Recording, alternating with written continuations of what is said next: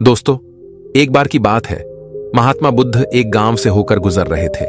उस गांव में एक तालाब था। महात्मा बुद्ध और उनके सभी शिष्य तालाब के पास आकर रुक गए। तभी वहां पर एक लड़का अपनी मां के साथ पानी भरने आया। उस लड़के की नजर महात्मा बुद्ध पर पड़ी। वो महात्मा बुद्ध को पहले से ही जानता था। वह जानता था कि महात्मा बुद्ध बहुत ज्ञानी है और वो सभी के प्रश्नों का उत्तर देते।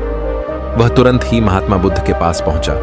उसने महात्मा बुद्ध को प्रणाम किया और कहा, हे बुद्ध, मैं अपने जीवन में कुछ बहुत बड़ा करना चाहता हूं, लेकिन जब भी मैं कुछ करना चाहता हूं तो वो मुझसे संपूर्ण तरह से नहीं हो पाता। मुझे तो कुछ समझ ही नहीं आता कि आखिर में क्या गलती कर रहा हूं। इसलिए मैं आज आपसे यही प्रश्न पूछने आया कि लक्ष्य को पाने के लिए ऐसी कौन सी कठिनाइयां हैं जो हमें पार करनी होगी। महात्मा बुद्ध उस लड़के को देखकर मुस्कुराने लगे और उस लड़के से कहते हैं, जब तक तुम अपने लक्ष्य की ओर कदम नहीं बढ़ाओगे, तब तक सफलता से जुड़ा हुआ हर एक प्रश्न, हर एक उत्तर अधूरा है। महात्मा बुद्ध इतना कहकर अपने सभी शिष्यों के साथ वहां से आगे की ओर चल पड़े। वो लड़का भी अपनी मां के साथ वापस अपने घर लौट आया। अगले दिन जब वो लड़का अपनी मां के साथ वापस उस तालाब पर पानी भरने आया तो उसने देखा कि तालाब में जो कमल की केवल कलियां थी, आज वो पूरी तरह से खिल चुकी है और पूरे के पूरे तालाब में केवल कमल के फूल ही नजर आ रहे। उस लड़के की मां को अपनी आंखों पर यकीन नहीं हो रहा था। उस पर उसकी मां कहती है, बेमौसम इतने सारे फूल एक साथ खिलना, ऐसी घटना तो मैंने आज तक नहीं सुनी।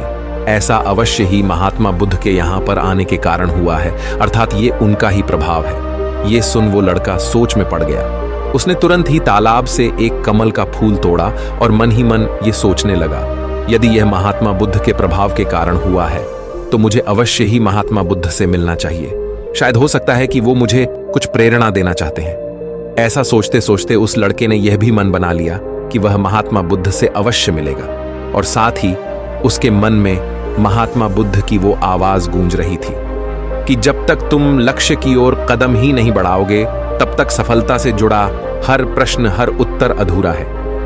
तभी उस लड़के ने वह कमल का फूल एक छोटे से मटके में रख लिया और उसने मन ही मन यह मन बना लिया कि वह महात्मा बुद्ध से मिलकर रहेगा और उसके मन में जो भी प्रश्न है वह उनसे उनके उत्तर जानकर रहेगा। उस लड़के ने तुरंत ही अपनी मां से कहा, मां, मैं महात्मा बुद्ध से मिलने जा रहा हूं। वो अब तक बहुत आगे नहीं निकले होंगे। यदि मैं जल्दी जल्दी चलूंगा तो एक दिन में उन तक पहुंच ही जाऊंगा और फिर एक दो दिन में मिलकर मैं वापस घर लौट आऊंगा। उसकी मां ने उसे समझाने की कोशिश की, लेकिन वो लड़का नहीं माना। वो तुरंत सफर की ओर निकल पड़ा।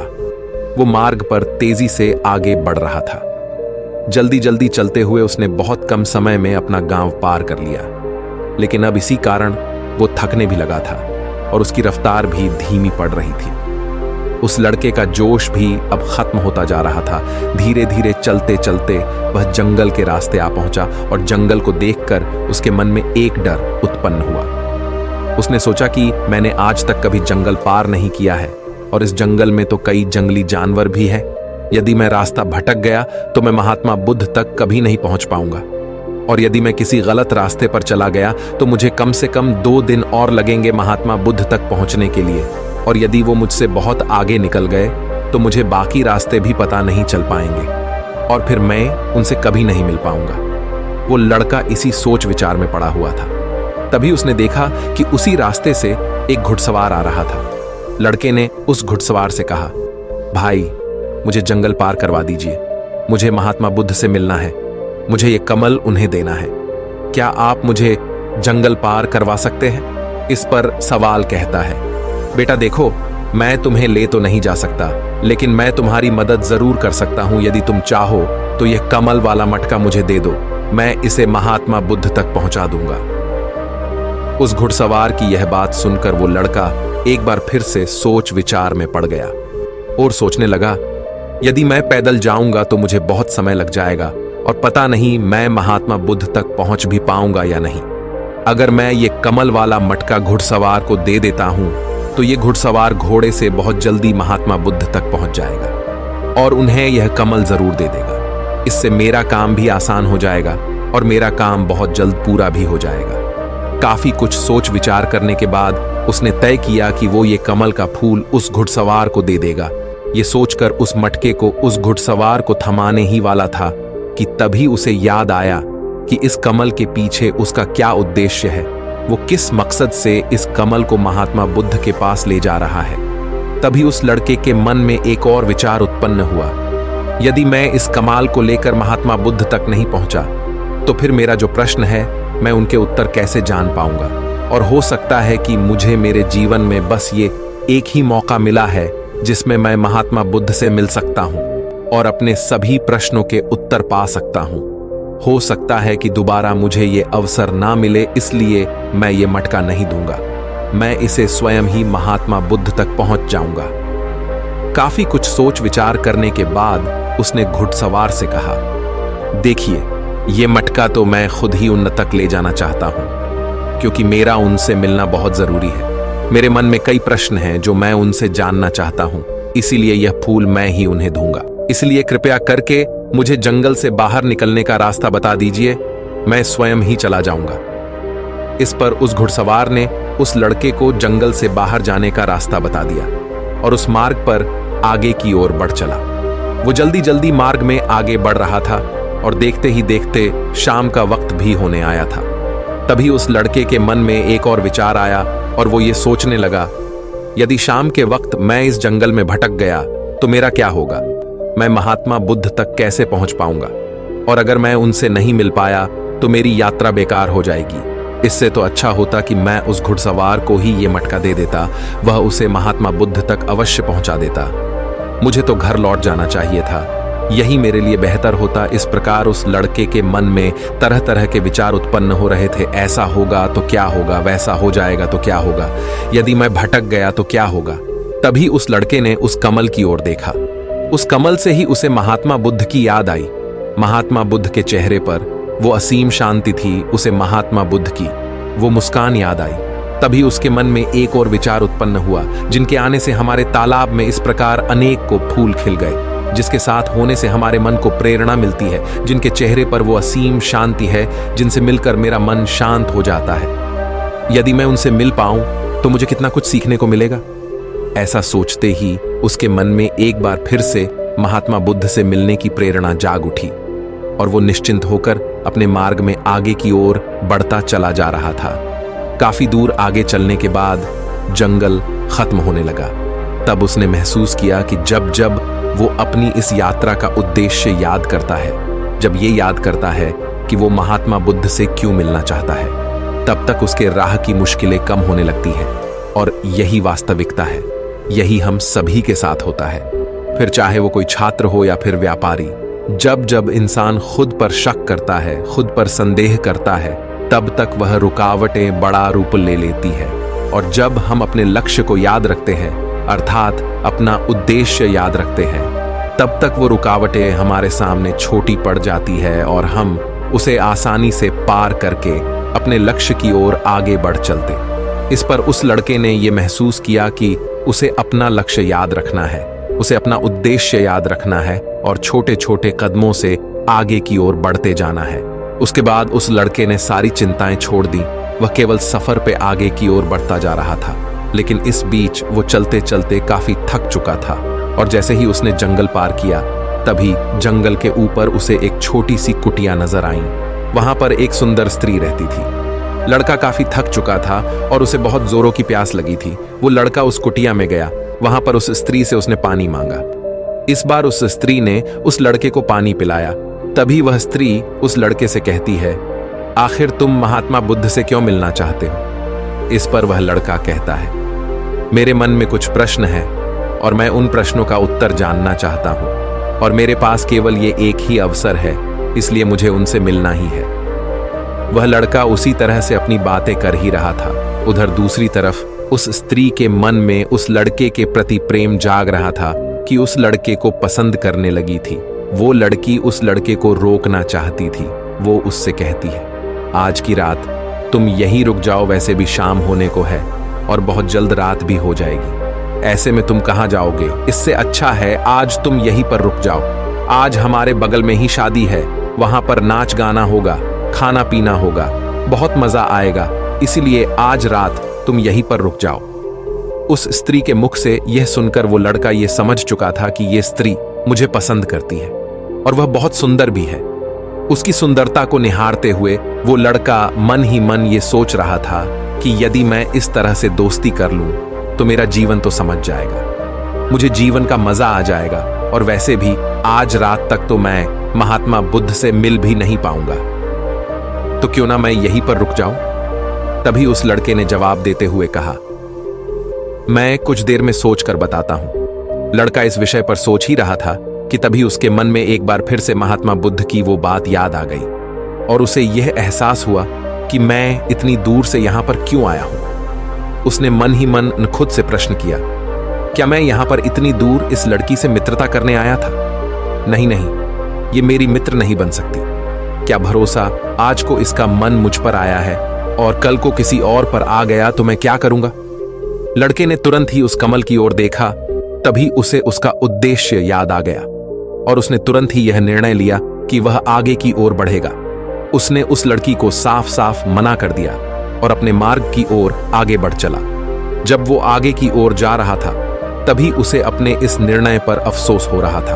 उसे ऐसा लग रहा था यदि उसे महात्मा बुद्ध ना मिले तो उसके हाथ से ये स्त्री भी चली जाएगी। इस बात का उसे बहुत मलाल था, लेकिन वह धीरे धीरे मार्ग में आगे बढ़ता गया। कुछ दूर आगे जाने के बाद जब उसका मन शांत हुआ तब उसे इस बात का एहसास हुआ कि यदि वह उस स्त्री के पास रुक जाता तो वह अपने उद्देश्य में कभी सफल नहीं हो पाता और उसकी ये यात्रा बेकार हो जाती, उसकी इतनी मेहनत व्यर्थ हो जाती। और तब उसे एक और चीज का एहसास हुआ कि जो भी व्यक्ति या फिर वस्तु हमें अपने उद्देश्य से भटकाने का प्रयास करे, हमें उससे तुरंत ही दूर हो जाना चाहिए। हमें अपना उद्देश्य याद रखना चाहिए कि हमने ये सफर क्यों शुरू किया था और हम अपनी मंजिल पर क्यों पहुंचना चाहते हैं। वो लड़का ये सब सोच विचार कर आगे की ओर बढ़ता जा रहा था। रात्रि का वक्त होने वाला था और वो लड़का तेजी से अपने मार्ग में आगे की ओर बढ़ता जा रहा था। तभी उसे मार्ग में एक बुजुर्ग व्यक्ति मिले। उसने उस बुजुर्ग व्यक्ति से पूछा, बाबा, मैं महात्मा बुद्ध से मिलना चाहता हूं और पिछले गांव में मुझे किसी ने बताया कि वो इसी मार्ग से आगे की ओर बढ़े थे। क्या आप मुझे बता सकते हैं वो किस तरफ गए हैं? इस पर वो बुजुर्ग व्यक्ति उस लड़के से कहते हैं, बेटा, तुमसे कोई गलती हो गई है, तुम्हें कोई गलतफहमी हुई है। यहां से कोई भी आरषि मुनि नहीं गए हैं। हो सकता है कि रास्ते में कोई और मोड़ हो जिस पर तुम्हारा ध्यान ना गया हो। वो आरषि मुनि उसी रास्ते से गए होंगे। ये सुन वो लड़का घबरा गया। अभी कुछ ही घंटों पहले तो मैंने उस बस्ती को पार किया था। यदि मैं वापस गया तो मैं बहुत पीछे हो जाऊंगा और अब तो अंधेरा भी होने को है। मेरे पास ना तो कोई रहने का कोई साधन है और ना ही खाने पीने का। मेरी तो पूरी यात्रा बेकार हो गई। मुझे तो लग रहा था कि मैं महात्मा बुद्ध से अवश्य मिल लूंगा, लेकिन अब लगता है कि यह मुमकिन नहीं है। मैं उनसे नहीं मिल पाऊंगा। इस प्रकार के कई विचार और उस लड़के के मन में उमड़ने लगे। वो लड़का खुद पर संदेह करने लगा। जैसे ही उसके मन में इस प्रकार के विचार उत्पन्न हुए, मानो उसके पैरों में किसी ने बेड़ियां डाल दी हो। वह बार बार केवल एक ही बात सोच रहा था कि आखिर वो मुझे क्यों नहीं दिखाई दिया। मैं बार बार एक ही गलती क्यों करता हूं? मुझसे इतनी बड़ी गलती कैसे हो गई? ये सोचकर वो लड़का सर पकड़कर वहीं पर बैठ गया। कुछ देर तक तो उसे कुछ भी समझ नहीं आ रहा था। तभी उसे उसकी माँ की बात याद आई। उसकी माँ ने उस लड़के से कहा था, बेटा, हर गलती में सीख छुपी होती है जो हमारे जीवन को और भी बेहतर बनाती है। ये बात उसे याद आते ही उसका मन शांत होने लगा और देखते ही देखते उसका मन पूरी तरह से शांत हो चुका था। और वो लड़का बार बार अपने मन में अब एक ही बात दोहरा रहा था कि हर गलती में सीख छुपी हुई होती है और हमें वो और बेहतर बनाने आती है। उसने अपनी गलती को स्वीकार किया। वो कहने लगा, हाँ, मुझसे गलती हुई है। मैं जल्दीबाजी में बिना सोचे समझे बस मार्ग में आगे की ओर बढ़ता जा रहा था। जैसे जैसे लोगों ने कहा, मैं उसी तरह से आगे की ओर बढ़ता चला गया। उसके गलती स्वीकारते ही उसका मन पूरी तरह से शांत हो गया। उसकी निराशा अब आशा में बदल चुकी थी। वह एक पेड़ के नीचे बैठा हुआ था। तभी उसने देखा कि कुछ जानवर नदी से पानी पी रहे थे। ये सब देखकर उस लड़के को याद आया कि जब वह पहली बार महात्मा बुद्ध से मिला था तब पानी के पास ही मिला था और महात्मा बुद्ध के साथ उनके कई शिष्य भी हैं, तो उन्हें पानी की तो आवश्यकता जरूर पड़ेगी। इस बात पर उस लड़के को तुरंत ये समझ में आ गया कि महात्मा बुद्ध भी उसी रास्ते से भ्रमण कर रहे होंगे। जिस रास्ते पर पानी होगा तभी उसने सोच विचार कर यह तय किया कि वापस जाने से अच्छा है क्यों ना मैं नदी के किनारे किनारे आगे की ओर बढ़ता रहा। ऐसा सोचते ही उसने तुरंत ही रास्ता बदल दिया और अब वह नदी के रास्ते आगे बढ़ने लगा। जैसे जैसे वो आगे बढ़ता जा रहा था उसका मन और भी हल्का होता जा रहा था, उसका मन और भी शांत होता जा रहा था। तब उसने अनुभव किया कि जब मन बहुत शांत होता है तो हमारा मन बहुत हल्का हो जाता है और जल्दबाजी नहीं करता और ना ही किसी में या खुद में कोई कमी निकालता है। हमारी बुद्धि पहले से बेहतर काम करने लग जाती है। तब उस लड़के ने इस बात का भी अनुभव किया कि खुद से शिकायत करना एक बहुत बड़ी कमी है जो हमें दुख की ओर ले जाती है। चलते चलते लड़के के मन में विचार आया, यदि मैं अपने गांव में ही रुक जाता तो ये सारे अनुभव में कभी नहीं प्राप्त कर पाता। ऐसा सोचते सोचते वो मार्ग में आगे की ओर बढ़ रहा था। तभी उसे महात्मा बुद्ध के कुछ शिष्य नजर आए और उन्हें देखकर वो लड़का बहुत प्रसन्न हुआ। वो अपने मार्ग में और भी तेजी से आगे बढ़ने लगा और आखिरकार लगातार 2 दिनों का सफर तय करने के बाद वो महात्मा बुद्ध के पास पहुंच ही गया। वह तुरंत ही महात्मा बुद्ध के पास पहुंचा। उसने महात्मा बुद्ध को प्रणाम किया और उन्हें वो कमल का फूल भेंट कर दिया। इससे पहले वो लड़का कुछ कहता तभी महात्मा बुद्ध ने कहा, बहुत सुंदर, ये कमल पूरी तरह से खिल चुका है। 2 दिन पहले ही तुमने मुझसे पूछा था कि लक्ष्य को पूरा करने के लिए इंसान को कौन सी कठिनाइयों को पार करना पड़ता है, लेकिन 2 दिनों बाद तुमने बहुत सारे अनुभव प्राप्त कर लिए हैं। तुम्हारा ये धैर्य और ये मुस्कान देखकर लगता है कि तुमने इस यात्रा में बहुत कुछ सीखा है। इस पर उस लड़के ने यात्रा में घटित हुई हर एक बात महात्मा बुद्ध को बता दी। तभी महात्मा बुद्ध ने उस लड़के से कहा, तुम्हारे मन में जो भी प्रश्न है मैं उनके जवाब तुम्हें जरूर दूंगा। आगे महात्मा बुद्ध कहते हैं, बिना कोशिश के हर चीज जरूरी है। जब इंसान किसी लक्ष्य के लिए उस रास्ते पर चलता है तब सबसे पहले वह अपने अनुभव से ही सीखता है और जब धीरे धीरे उसका विवेक जागृत होने लगता है, उसकी बुद्धि काम करने लगती है, तब दूसरे के अनुभव और दूसरों की गलतियों से भी सीखने लगता है। जीवन में यदि सफल होना है, किसी लक्ष्य को प्राप्त करना है, तो सफलता का रहस्य से सीखने से पहले हमें उस रास्ते पर चलना पड़ता है। महात्मा बुद्ध आगे कहते हैं, किसी भी लक्ष्य को प्राप्त करने के लिए उस रास्ते में हमें 3 दिक्कतें आती है और इनका निवारण करने के बाद ही हम अपने लक्ष्य तक पहुंच पाते हैं। और तुमने भी वो 3 बातें सीख ली। पहला, अपने उद्देश्य को पहचान और उसके प्रति समर्पण करो। जैसे कि तुम ये कमल का फूल मुंह तक पहुंचाना चाहते थे और तुम्हारा उद्देश्य भी यही था। तुमने ये जान लिया था कि ये फूल मुझ तक पहुंचाने के लिए तुम्हारा क्या उद्देश्य है, जिस कारण तुम्हारे मन के सारे संदेह खत्म हो गए। इसके बाद जब भी तुम फूल को देखते थे तो तुम्हें अपना उद्देश्य से याद आ जाता। आगे महात्मा बुद्ध ने कहा, तुमने स्वयं के अनुभव से ही यह जान लिया कि अपनी मंजिल तक किस प्रकार हमें पहुंचना है और सब कुछ तुम्हारे भीतर से ही प्रकट हो रहा है। वह लड़का महात्मा बुद्ध की सारी बातें ध्यानपूर्वक सुनता रहा। तभी आगे महात्मा बुद्ध कहते हैं, तुम्हारे मन में कई प्रकार के डर और संशय थे। पता नहीं तुम मुझ तक पहुंच पाओगे या नहीं, पता नहीं तुम जंगल पार कर पाओगे या नहीं, क्योंकि तुमने आज से पहले कभी जंगल पार नहीं किया था और रास्ते में तुम्हें तरह तरह की रुकावटें भी झेलनी पड़ी।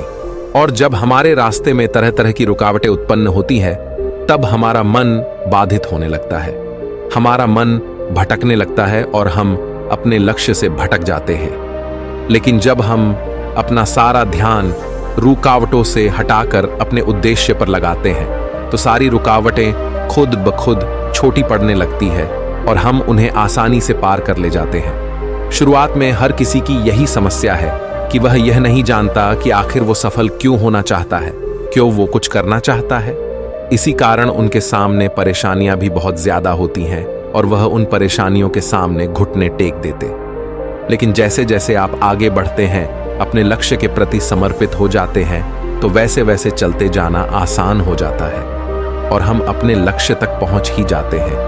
आगे महात्मा बुद्ध उस लड़के को तीसरी बात बताते हुए कहते हैं, असली शक्ति इच्छाओं को पूरा करने में नहीं बल्कि उनको मिटाने में कहते हैं कि हम जानते हुए भी सही काम नहीं करते। अगर हम अपने उद्देश्य की ओर आगे बढ़ते हुए आकर्षणों को पीछे रुक जाते तो हमारी यात्रा कभी पूरी नहीं हो सकती। इसलिए जैसे इस यात्रा के दौरान तुमने फूल हमेशा अपने साथ रखा, अपने पास रखा, वैसे ही उद्देश्य हमेशा सामने रखना चाहिए। हमारा लक्ष्य हमेशा हमारी आंखों के सामने होना चाहिए। इससे हमें निर्णय लेने में आसानी होती है। अन्यथा हमारे मन का संदेह, हमारी मन की शंका हमें कभी भी सही निर्णय नहीं लेने देती और वह हमें मन की उलझनों में फंसाकर रख देती है। इसलिए संदेह के प्रति सचेत रहे। आगे महात्मा बुद्ध उस लड़के से कहते, बेटा, खुद पर शक करने की आदत से ज्यादा खतरनाक और कुछ भी नहीं है, क्योंकि जितना नुकसान आपके नकारात्मक विचार आपका कर सकते हैं उतना और कोई नहीं कर सकता। यदि आप खुद पर संदेह करते हैं तो आप अपने प्रयास में विफल ही हो जाओगे, क्योंकि आप अपने प्रयास पूरी ढंग से कर ही नहीं पाओगे। आप उससे बचने का प्रयास करोगे और जब तक हम अपनी गलती नहीं पहचानते तब तक हमें वो बात परेशान करती रहती है, वो हमें कमजोर बनाती रहती है। हमारे मन में केवल एक ही विचार चलते रहते हैं कि आखिर हमसे ये गलती क्यों हुई, मैं इतना नादान, इतना कमजोर कैसे हो सकता हूं, और अगर मैं आज इतना कमजोर हूं, मैं आज उस काबिल नहीं हूं, तो मैं आगे चलकर क्या कर पाऊंगा।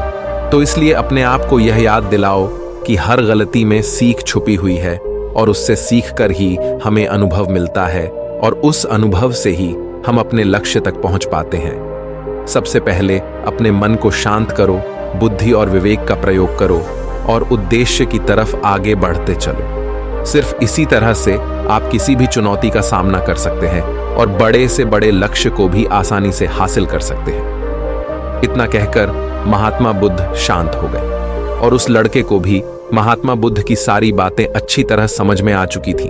उसे महात्मा बुद्ध को प्रणाम किया और पूरी रात वह उन्हीं के साथ रहा। अगली सुबह वह अपने घर की ओर लौट आए। दोस्तों, आपने आज के इस वीडियो से क्या सीखा वो मुझे आपको कमेंट में जरूर बताएगा। इसी के साथ मुझे उम्मीद है कि आपको आज की वीडियो जरूर पसंद आएगी। तो लाइक और शेयर करने के साथ चैनल को सब्सक्राइब और घंटी बटन को जरूर दबा दीजिएगा। तो चलिए फिर मिलते हैं ऐसे ही एक और वीडियो में। तब तक के लिए अपना ख्याल रखिए। धन्यवाद।